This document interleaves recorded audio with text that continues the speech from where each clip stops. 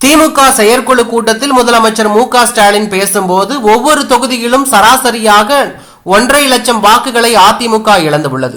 2019 20 தொகுதிகளில் போட்டியிட்ட அதிமுக 2024 34 தொகுதிகளில் போட்டியிட்டது. 14 தொகுதிகளில் கூடுதலாக போட்டியிட்ட அதிமுகவின் வாக்கு 1% மட்டுமே உயர்ந்துள்ளது. சில நாட்களாக எடப்பாடி பழனிசாமி வாக்கு சதவீத கணக்கு ஒன்றை சொல்லி வருகிறார். ஜெயலலிதா சொத்து குவிப்பு வழக்கில் நீதிபதி குமாரசாமி போட்ட கணக்கையே மிஞ்சும் அளவுக்கு உள்ளது. அதிமுக தொண்டர்களுக்கு கூட்டல் வகுத்தல் கணக்கே தெரியாது என நம்பி பொய் கணக்கை அவிழ்த்து விட்டிருக்கிறார் எடப்பாடி பழனிசாமி அவர்கள். அவர் சொன்ன கணக்கை அடிப்படை அறிவுள்ள அதிமுகவினரே நம்ப மாட்டார்கள் என முதலமைச்சர் மு.க.ஸ்டாலின் விமர்சனம் செய்து பேசியுள்ளது அரசியல் வட்டாரத்தில் பரபரப்பையும் அதிர்ச்சியும் ஏற்படுத்தி உள்ளது.